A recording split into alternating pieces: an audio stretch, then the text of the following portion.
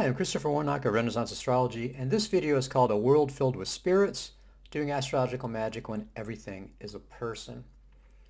So this kind of grows out of a couple things. First of all, I want to be able to give a sort of coherent for myself, and this is important for me, is to understand what I'm doing. And one of the ways that comes about with astrological magic is how does astrological magic work? And so the basic modern approach is going to be that it works through quantum mechanics or magnetism or gravity or some sort of other scientific force, which is absolutely not true. Okay, that's demonstrably false. Quantum mechanics, none of that stuff, and this is why scientists get all upset about it. None of that stuff, magic and astrology, esoteric stuff does not work through anything scientific force, okay? And so for your scientists, that would mean it doesn't work at all, okay? But most people are willing to kind of like basically go along with the idea that science determines reality, but they're going to do magic anyway, even though it makes no sense. So then you come up with stuff like synchronicity. Okay, synchronicity is a non-answer. Okay, Jung, who came up with that, basically he said, it's a black box. It's a causal connecting principle. So I'm not gonna, I don't know, because he really couldn't. I mean, he's in the 40s and 50s. He could not start coming out and saying this sort of mystic spiritual causality. Couldn't do that at all. So he basically had to say, well, we're just not going to think about it. We're going to call it synchronicity. Um, the standard way that people are explaining how astrological magic works is energy. Okay, so what you've got is some sort of impersonal force. It's like electromagnetism, but it's not scientifically detectable. Okay, so that's essentially, but really people don't want to think about it. This is not something that you kind of, buzzkill. You're going to start thinking about how this all works. Um, and it's more fun to basically kind of have this divided idea that, okay, I'm scientific, so I'm acceptable. I'm not some superstitious, old-timey, crazy person that believes in stuff non-rationally. I'm rational, but I still do magic. So it's kind of a double think kind of thing for most people. Um, and this all flows from the worldview that is just for most people's unconscious, which again I refer to as atheistic materialism. And I'm a bit of a bore on it because I'm always coming back to it, but it is basically the foundation for everything we do. And if the foundation, like I said, the man who builds his house on sand, that's the house washes away. If you need to build your house on rock. If you don't know what your basic worldview is, if you have a methodology or you have approaches that you take that don't make any sense in terms of your worldview, this is all problematic. This again, you're building your house on sand. So basically, atheistic materialism, and I think of this more like as a gravity field. It's not like like you're a communist or something like that, or you're a Republican. You're under the influence of it more or less. And so we're all kind of orbiting it. It just depends on how sort of close we are to it, how much sort of influence it has over us. But everybody, including myself, is influenced by atheistic materialism. And so that's the view that nothing exists except matter and energy. Okay? And so, and again, we're talking about people. It's like, what are you? Because so as a person, you're a body. And so there's this illusion of this is the, again, modern atheistic materialism view. This illusion of consciousness is created by the brain, which is a physical organ. Okay? It has electrochemical impulses. And then we break those down to molecules, to atoms, electrons, atomic particles, subatomic particles. And so ultimately everything is nothing more than the random interaction of subatomic particles or physical laws. And that's what reality is. And so again, if we talk about what a person is, a person is human. Okay, that's what a person means. And this gets us into what I would call, this is sort of interesting related to this, is what I call human exceptionalism. And this idea that humans are just absolutely the peak of evolution. They're very special. Nothing else is like them. They have all sorts of amazing qualities that nothing else has. They're unique in the universe. And this even permeates our sort of traditional stuff, And so, I mean, just look at the name. The official scientific name of humans is Homo sapiens sapiens. So it's not just the Homo sapiens, the wise man, it's the wise man. Sort of overcompensation, if you ask me. And so really what I would say about that is that again, humans are completely different from everybody else. They have qualities that nothing else has, and everything else is there for you to use as you wish. Okay? And so anything that's not like you is not a human. And it's interesting, again, if you go to traditional society like a tribal grouping, typically the name for themselves is, in their language, the people, and everybody else is not a person. Um, and so, again, this goes along with this idea that, humans are like you and you have to have special, you have to treat them in a particular way, a positive way. And anything that's not a human, then you can basically do whatever you want with it. They're certainly of a different class of thing. You can use them, misuse, destroy, alter. You think about breeding animals. I mean, this is like, why not? It's there for you to use. It's not a person. So as we're getting into this, I want to emphasize, of course, that we're modeling here, okay? And one of the big problems I think with a lot of approaches, whether it's modern or traditional, is this idea that there's one correct reality, there's one objective truth, and that's true for everybody. And again, what I'm coming from is this idea that we're looking at these particular perspectives. And these perspectives, these models are good for some purposes and not so good for others. It's like a map, modeling. So if you think about it, if you've ever seen a map of, say, the London Underground or the Washington, D.C. subway, they're interesting maps because they have all the stations on them, they have all the lines on them, you can see all the lines, and they're great for getting from one station to another. If you're in D.C. and you want to get from, Metro Center, you want to get to Silver Spring, you can see, which line you need to go on, whether you need to go east, west, north, south, which station you need to change at, and it'll, get you there. If you were to take that map, though, and you're to go outside, and you're trying to get from DuPont Circle to Silver Spring using the Metro map, it's not going to be any good for that. I mean, it's not going to help you at all because it's not an accurate mapping of that, which isn't to say it's a bad map. It works perfectly well for its purpose, which is for getting on the Metro and getting around the Metro and getting from station to station. But it's not a universal map. It's only going to be useful for that particular purpose from that particular perspective. And that, to me, is true of all views and all perspectives. That there is no one universal truth that works for everything. And models, again, some models are better than others. Sometimes people have models that are really useless. They don't work at all. You can't predict anything with it. You're going to follow that map. You're going to get lost 100% of the time. But mostly there's a little bit of truth and there's a sort of mixture of it, again, depending on your circumstances. So when we look at this whole atheistic materialism and we combine that with human exceptionalism, what we find is that it's extremely useful for world domination and exploitation. And the problem with that is we can see that's now rebounding on us. We look at climate change, we look at mass destruction of the environment, we look at the mass extinction of species, we look at the incredible, weather problems that are happening. And you could say, oh, it's not happening. It's like, to me, from my experience, the weather is really messed up. It seems very obvious to me that there's something going on. That's, again, this is, I think, coming from this idea that, humans are the lords of creation. And they're the only people, the only ones really have to pay any attention to.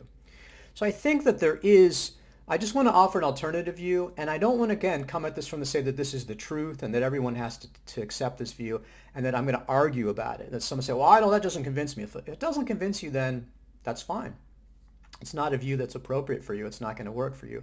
But I want to put it out there and do it in a logical, internally consistent way so you can see it's not, because a lot of times what happens with if you don't fit the scientific materialism, you don't fit this, quote, scientific view, you don't accept the human exceptionalism, then you're condemned as being emotional because people don't have a logical, rational build-up for it. They just have this sort of emotional basis for it.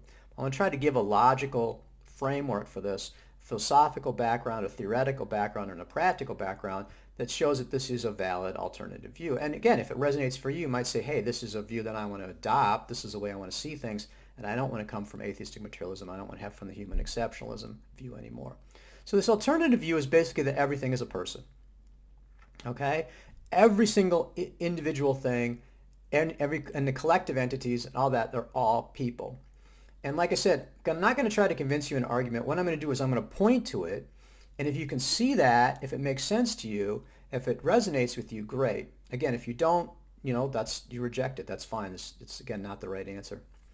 So if we think about people, you know, we can start with other humans. Okay, why is a person? What is a person? What is a human? Think about a person? Well, for example, I mean, I'm a person, and someone else is another human is a person.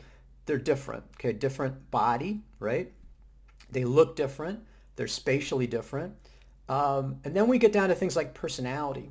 I mean, everybody has this unique individual personality. They have likes and dislikes. They have knowledge. They have ignorance. They have different experiences. They have attachments and aversions. They have individuality. They're individuals. They're people. Um, at the same time, we can recognize that people are often unique like a snowflake. There's lots of similarities. It's amazing. Think of something. There's only like 50 standard faces. I mean, that's all there is. I mean, and everybody has got one of those sort of variations on that. People have similar desires and dislikes. People like, they want to win the lottery. They want to fall in love. They don't want to get, they don't want to get sick. They don't want to get hurt, things like that. Um, and I mean, we've all probably had the experience of reading an article, for example, New York Times or something or whatever, Fox News or whatever you watch, see the article, and then you run into somebody who like, parrots that article exactly as their own opinion, and that's so where did that come from? That came from this external source. So how individual and unique it is, not really. Um, so again, you have this combination of individuality and similarity, of collective and individuality. But that looking at individuals, looking at people, is something that we do all the time. And we understand about that. We think about psychology, think about, emotional intelligence. All this is relating to other people. It's extremely, humans are very social, so that's extremely important for us. So let's see if we can expand that a little bit beyond humans. I mean, this is one of the things, if you think about it, historically, you don't have to go back more than 150 years. And, for example, the U.S. Constitution, all men are created equal. Well, they didn't include women in that. You think about, slavery, if you're a different race, then, oh, we can even enslave you. You're really not human. You can be treated as a chattel, as property. Um, so just to expand this individuality and accept all humans as people is, I think, one of the great advances of, the Enlightenment. I'm not big on the Enlightenment in a lot of ways, but what I would say that I like about it is the political Enlightenment and this view of equality, that, everyone's equal in some basic sense, in a political sense, in a moral sense, an ethical sense. Everyone's equal. All humans are. So let's see if we can expand that a little bit. And an easy thing to start with is with animals. And, pets are a great example of that. I mean, if you've ever had a pet, people have an incredible emotional attachment to them because they're people.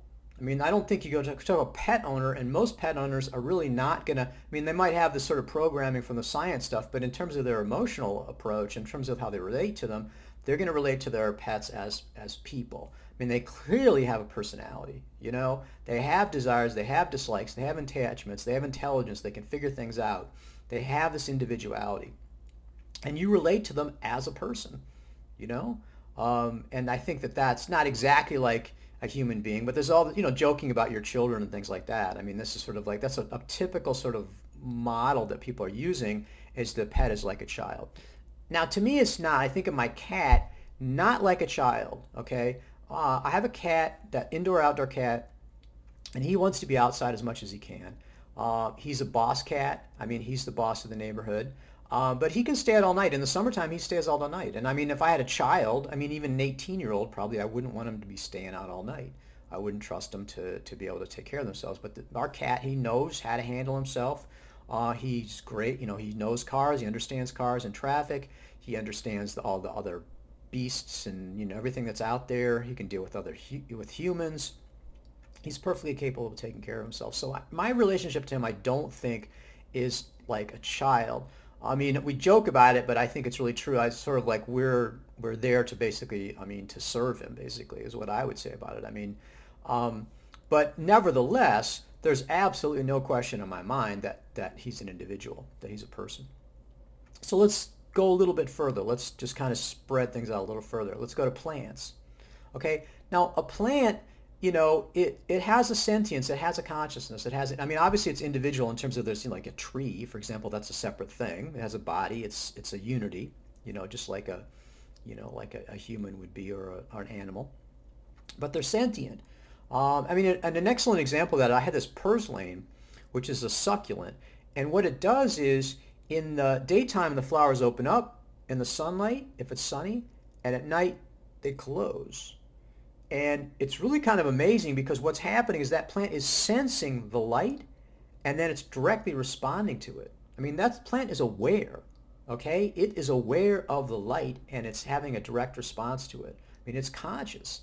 Now, and let's go a little bit further to that, spread that out further. Rocks. So, I mean, a rock, that's where you're getting, people are going to lose people, okay? They say that's not a sentient being. That's just like a thing, it's a material object. It doesn't have any consciousness. It may be an individual rock, but it's not conscious. It's not a person. So let's think about that a little bit. If we look at Buddhism and Taoism, and then I've been initiated in Zen Buddhism, as well as the Japanese Tantric Shingon Buddhism. The view there and the reality for Buddhists, if you really are able to grasp this essence, is that there's a unified consciousness. And what we see as individual consciousness, if you think about it, like take my glasses, okay? The glasses themselves are not seeing, okay? They are a means for me to see. I see through my glasses, but the glasses themselves are not sentient. So the view is that each individual is like glasses, that the consciousness is seeing through them. And if you think about the glasses, they're modifying the basic vision there. The sunglasses are dark, right? So if you look through sunglasses, you're going to see darker because of the nature of the sunglasses. If I have reading glasses, I can see close up, but I can't see far away. So each individual thing that is seen through, that consciousness appears through, is going to modify consciousness. It's going to be, first of all, limited, and it's going to be seen from a particular perspective, and it's going to take on the attributes of that particular thing. Okay, so what we see as individual consciousness is really borrowing awareness for universal consciousness, which is appearing in these myriad of individual limited consciousness and perspectives. So the founder of Soto Zen Dogen in his Bendowa, which is a poem that's chanted in Zen temples and in monasteries, he says, earth, grass, trees, walls, tiles, and pebbles all engage in Buddha activity. And so this is, and I think this is, influenced by the Japanese Shinto, which has very much of a sense of this too, that everything is a spirit, everything is alive. Everything is an individualized expression of unified consciousness. Everything has the Buddha nature. Ultimately, all is one, everything's unified, and what we see as a person is a temporary functional process. I mean, you think about a human even, that whole, Zen koan thing about what was your face before you were born. You don't exist, and then you exist, and then you cease to exist. And so, again, I've used this as an example, just the previous video I was talking about a whirlpool. So if you I had this creek they used to walk past every day, and I look in the creek, and I'd see this whirlpool, and I walk back on the way back, and the whirlpool's there, and the next day the whirlpool's there. The rocks are arranged in such a way that the water's flowing over them into a whirlpool. And so long as that same arrangement of rocks is there and that the water level is not too high or too low, that whirlpool is going to appear. So those are the causes and conditions that bring about the whirlpool. And so if you have a drought, the whirlpool is going to disappear. If there's a flood, it's going to disappear. If the rocks are changed around, there's not going to be a whirlpool anymore. So this is a temporary process, but it's nevertheless has some permanence. It has some substantiality. It's going to continue. You'll come back, like I said, a couple days later, and there's still that whirlpool there, zooming around. That any being is like that. And what we think of as an individual really is this sort of, we've completely temporarily, for a functional way, cut it off from reality. Everything's connected, and looked at individually and put a label on it. Okay, recognizing that it's temporary and ephemeral, and it's just a labeling. Okay, because again, in order for that whirlpool to come into being, there has to be the rocks, and the rocks. So all the causes and conditions that created those rocks, the volcanoes, the metamorphic rocks, the mud and everything, the millions of years it took to create that. The water comes from the rainfall, from the clouds, going into the ground, draining into the creek. All those things have to come together, and the whirlpool is an expression of all those things. It's basically everything is right there. It's expressing everything. But again, to look at that, we can look at it as a temporary functional thing and say, okay, this is a whirlpool. And so, and again, and you can look at those temporary processes of beings as a person. Okay? So if we go back to the rocks, if you look at the rock, it's like not just blob of things. It has often it's going to have a very regular crystalline structure. You think about crystals even grow, so they're almost like living. And the rock consciousness, if you look at that, it's really going to be very, very stable. Rocks can be billions of years old, and that rock wants to stay as it is, and it likes being a rock. Because if it didn't like being a rock, it wouldn't be a rock anymore. But it likes being a rock so much that it continuously stays in that state. It likes that rock consciousness. Same thing as a mountain. Same thing as a tree. Again, in the Buddhist thing is that anything can be spontaneously become enlightened because, again, everything has the Buddha nature. So a mountain can suddenly become aware, and of its true Buddha nature. And in fact, they may well be aware. I mean, again, as a human being, I don't know what they're like. I mean, only have that kind of awareness in terms of transcending the unified consciousness or the sort of emotional connection to it. But anyhow, again, we're modeling here. And so what this is it seems like, it seems very philosophical and everything, but really this is a very practical approach to the situation. And what you can do then is you can relate to all things as people. And it really is actually, from a practical standpoint, a very useful way to understand and predict behavior, understand what's going on in situations. So, again, we need to step back from this and recognize, first of all, that, humans are just walking apes. Okay? We still have tree apes around, chimpanzees and things like that. Those are tree apes, but the walking apes have all been killed off, assimilated, or otherwise all evolved by humans. Okay, so Australopithecus, the Denisovians, Neanderthals, not around anymore. The only walking apes we have are humans, but that's what they are. We're just apes, just a bunch of apes. And so we're not different from animals. We are animals, okay? And there's nothing that humans do that's not done by animals or other beings of various kinds. I mean, they differ in the quality, maybe, or the quantity, but the nature of what they're doing, in the essence, is in common with other things. Language. There's plenty of other beings that are communicating with each other. Even cells communicate with each other. That's what hormones are. Think about tools.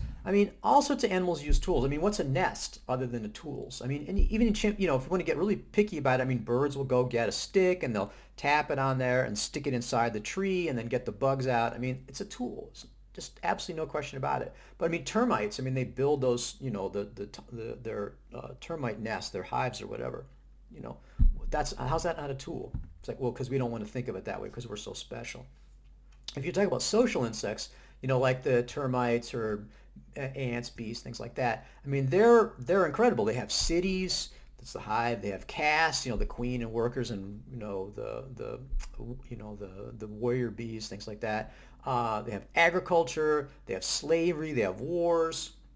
They basically have everything that humans have. So this idea that humans are so ultimately special, they're different from anybody else.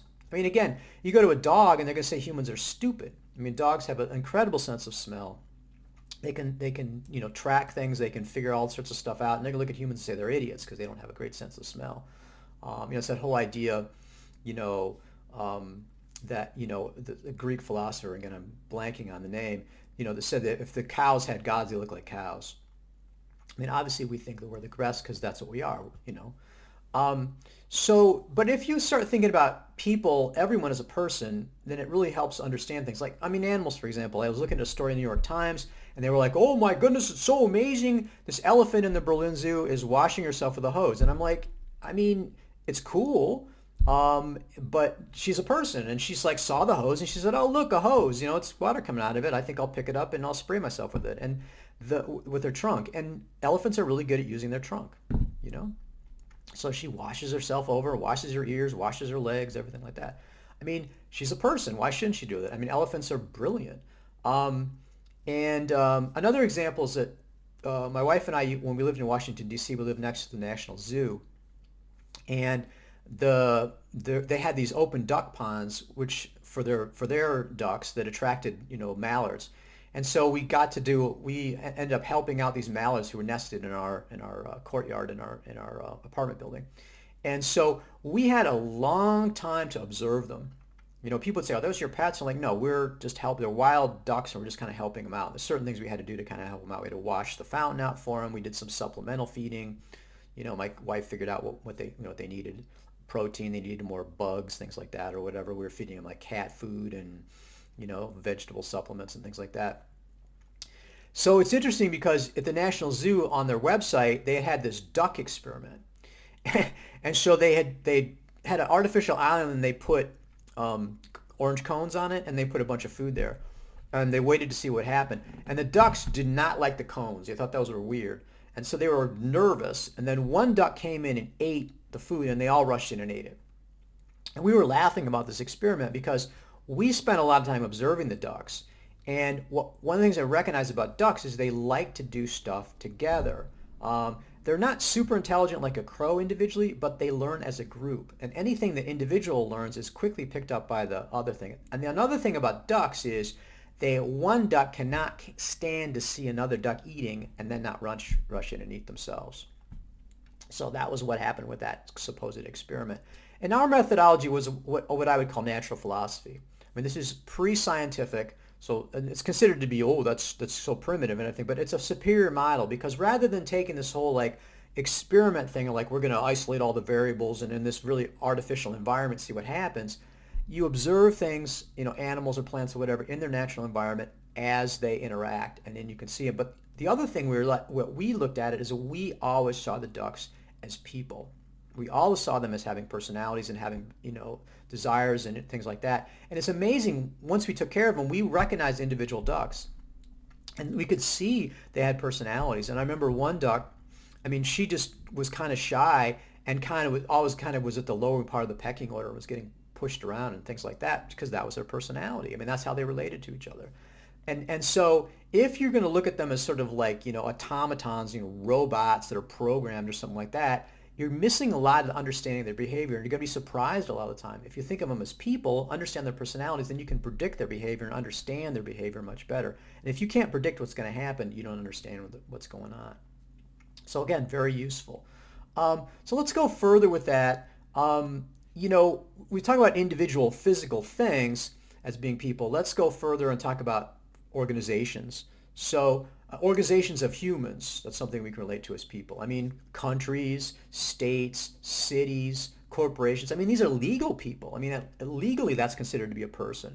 But again, they have their personalities, their likes and dislikes. Don't mess with Texas. I mean, there is this sort of collective personality of Texas, right? And so, that's going to be true. I mean, the way that people identify with sports teams. I mean, there's incredible identification there as their self, really. Another example of that is people's cars. I mean, if you bump someone's car, it's like you're bumping them. They identify with a car. That's part of them. That's part of their being. So there's this identification and there's a sense of personhood that goes beyond just the individual physical stuff. Then it becomes collective. And so another good example of that is how this is sort of a useful approach without taking it as necessarily objective truth is I was reading, I've told this anecdote before, but I think it's useful again. I was reading a book about evolution, and it was talking about the evolution of trees and plants. It was talking about pine trees. And so pine trees evolved before the angiosperms, the flowering plants, and so they were kind of getting out-evolved. So the author's saying, well, it was a scientist. He said, they decided to go up on mountains. They decided to go in place with the forest fires. And they're better evolved for that. They can handle, their whole life cycle for some pine trees is tied up with forest fires. And so they're describing this collective intelligence operating at the level of pine trees. I mean, this is an intelligence. This is, this is about, we're getting out evolved. We need to do this or that. We're making decisions. We're doing things. We're reacting to the environment in a conscious sort of way.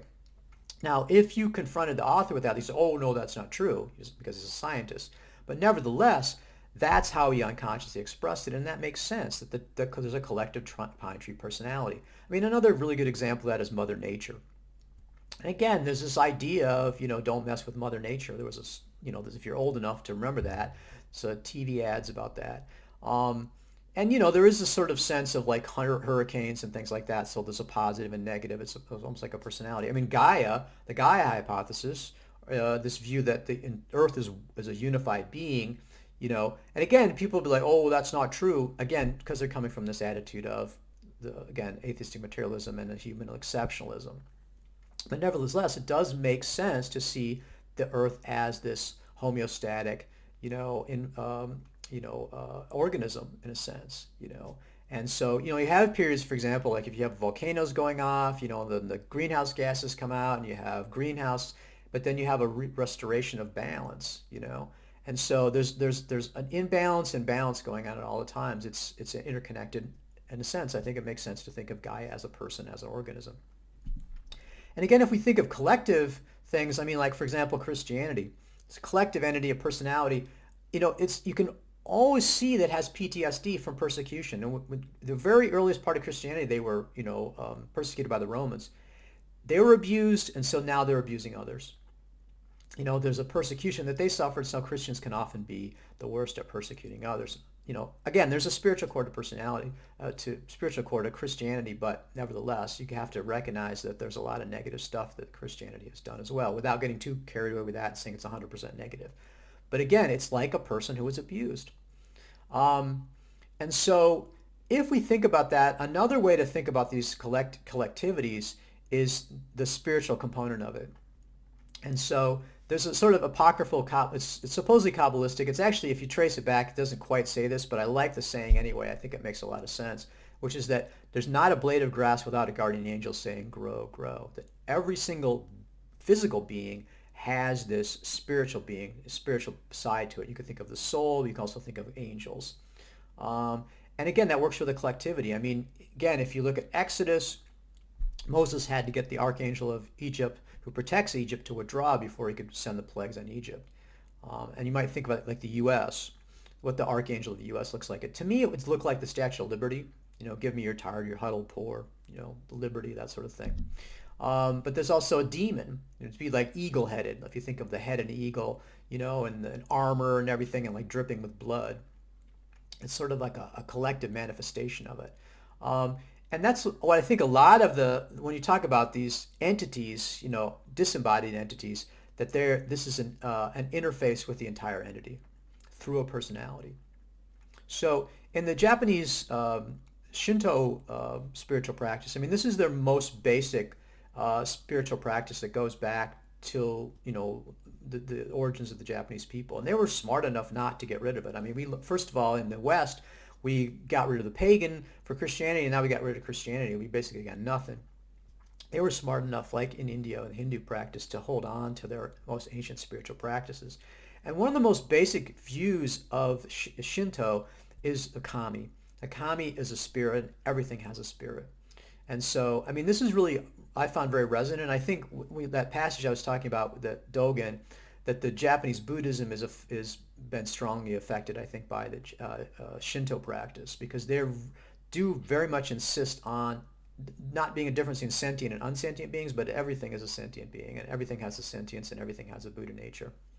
So I like a lot of the Shinto practices. You can see right behind me above my head there, that's a kamidana, which is a miniaturized altar for the kami that I, every day, as part of my spiritual practice, do the standard ritualistic approach. There's a sort of a bowing and clapping sequence that you go through with the kamidana, and that has spirits. It's almost talismanic. I mean, there's you can see the sort of the calligraphy up there on these strips of wood that have the spirits. And what's interesting about it, and I like this with the kami, is this idea of divided spirits. So you can go to a shrine and get this ofuda, which contain the spirit of the kami, and then you put it in your kamidana. You can also go, it's called a bunrei, which is an even stronger, you need to set up an actual shrine for then. But all the different types, like for example, Inari, I mean, the shrine that I have has got the fox guardians. Inari is like originally I think a food kami, but also, health and wealth, things like that. So very popular.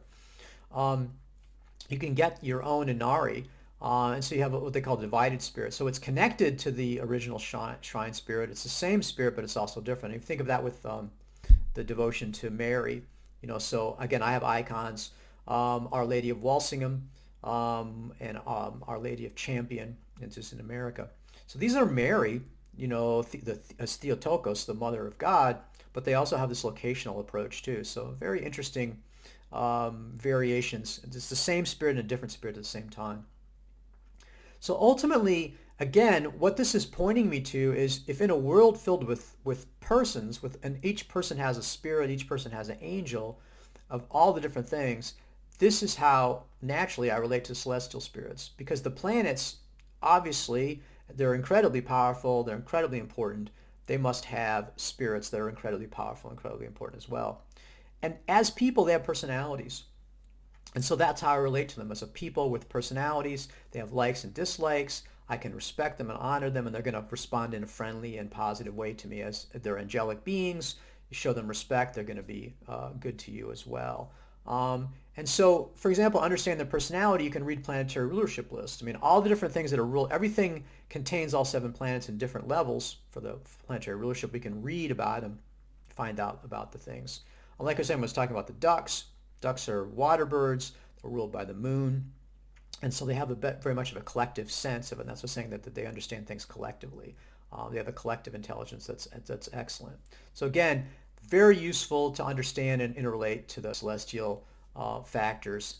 Not from an energetic standpoint. I'm saying, again, not that that's wrong, but it really illuminates and gives me a great deal of understanding and a great ability to predict things and understand how they go, to think of them as people, as personalities, and to interact with them that way. And that's what the devotional practice is the devotional practice is interfacing with unified consciousness to these individual, like I said, each of these planets, each of these things is a way to relate to them. Every person you can relate to, and each individual person's consciousness, as I said, is divided consciousness of the unified consciousness. So in talking about this, it's really not so helpful just to play with this as a concept and then to run back to the safety of atheistic materialism and human exceptionalism. I mean, it's and this is the way a lot of philosophy, I mean, you take a philosophy course at university, it's just mind games. I mean, none of it's true. We know what reality is. Realities are nothing except matter and energy. And we will be more or less polite about this foolishness of these other people believing in this stuff that's not true. And so the conceptual understanding, if you stop with that, it's not helping at all. In fact, if you stop with that, you're worse off, because you're going to fool yourself into thinking that you're somehow understanding or working with them, and it's not a lived reality for you. So one of the most useful things for me was that my wife had always naturally seen everything as alive, said everything is a person, and everything has something of a spirit. And her, bedrock experience of reality that way was extremely helpful for me to help seeing that as not just as a concept, but as a lived reality, as something that I really, that really was real to me. And again, it's natural for many people, but they don't always have an intellectual or logical or rational way of looking at that and being able to justify that, because it ends up this whole belief. Do you believe in things? And when you believe in things, it's like believing in Santa Claus. Everybody knows there's no Santa Claus, but will believe in it despite the fact it's not real. And a lot of the religious practice of the 21st century is, again, this belief stuff is everybody knows it's fake. God rose, Jesus rose again on the 3rd day, and, all this sort of stuff. It's like obvious garbage. It's impossible. Jesus was a human being. He can't rise. I mean, he may have been unconscious or something, but in terms of actually being dead and then rising from the dead, and he was God, I mean, this is just a bunch of gobbledygook. And you just say it because you're supposed to say it and because you believe in authority and being told you'll do what you're told, and that's what belief is. Belief is, like I said, believing in Santa Claus. But again, and if you ask someone about atoms, for example, I said, do you believe in atoms? Like, no, they're real. And then that's what I'd say about my experience of everything is having a spirit and everything is being alive. That is a lived reality for me. That's something I had as an experience. So, I mean, if you think about that, it affects you. I mean, for example, I'm walking down the street, I don't step on bugs. I mean, that's a person. Why would I just routinely kill a bug? Now, if they come in the house, I've got no choice. But we apologize. We basically will apologize to the bugs, which is interesting because I watched this documentary and they were talking about this Japanese exterminator company. And once a year they would go to a Shinto shrine and they would apologize to the bugs for having to kill the bugs. Very Japanese. Very much, like I said, this view of people. And they still go about and do their work, but they're doing it with a different consciousness. Again, this is on one hand theoretical, on the other hand it's super practical, and it's actually very useful. And to me, in a lot of ways, it's a much better way of understanding reality. Like I said, if you relate to other humans, relate to animals, relate to plants, you relate to to corporations or whatever, all this stuff. If you think of them as a person, you're going to understand their behavior and be able to predict what's happening and interact with them much more effectively than if you've got some sort of scientific view. They're always, what's amazing about scientists is they're always bumbling around and confused because their structural framework of reality is so out of whack with what they're dealing with. And I remember I had this friend of mine, and he would say he was a communist, and he was like, "Oh, love is a social construct." I said, "Well, is that what you say to your wife?" I mean, no. I mean, and it doesn't make a lot of sense to be spouting off all this theory that you're not actually following in your day-to-day life. But again, we can flip that around to say it doesn't make a whole lot of sense to do magic if you think that the magic doesn't exist.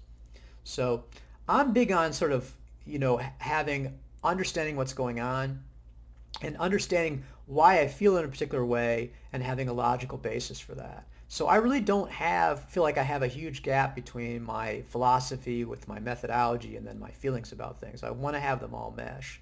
Um, and so again, if this sort of view makes sense to you, then I would say this is a possibility you can adopt. And again, it can be very practical. In a sense, we're talking about a modality, we're modeling here. It works in a practical way. It also makes sense from a logical standpoint. And it enables insight, enables your action. So again, I think that to be able to see everything as alive and everything as having a spirit is something that's very attractive to a lot of people. And it certainly informs my practice as to how I do astrological magic. The choices that I make, the fact that I never do malefic magic, that I'm always very respectful to the celestial spirits, to the angels. Again, everything that I do is conditioned by this philosophy, but also this really strong emotional sense that really comes from the heart. So it's the heart and mind together have produced this in my case. So if you find it resonant, if it's something that appeals to you, great. If you're like, no, it doesn't make any sense to me, then that's fine too. Really what we want to do is to find the model that resonates for us, that works for us as a practical matter. But again, if you're continually being surprised, you need to think about your model and your worldview. If it's accurately modeling reality, then you're going to be less and less surprised. Now, ultimately, there's no one model that explains reality. But nevertheless, I know we can pick our way through and find one that resonates, and also that the effects are. I mean, if the idea is that I'm the only one that exists, solipsism, I'm the only one that exists and no one else matters, and you don't care about anybody else, if you're always screwing other people over all over the place, that's going to fall back on you. It's not going to be, in the long run, the most effective. So again, I hope you find that useful and really kind of a way of integrating in a modern way that's understandable to modern people how you can see these traditional views and, again, the emotional view that a lot of people have. So I hope you find that interesting and informative, and it's certainly been useful for me to think this through and, like I said, to get my heart in congruence with my head.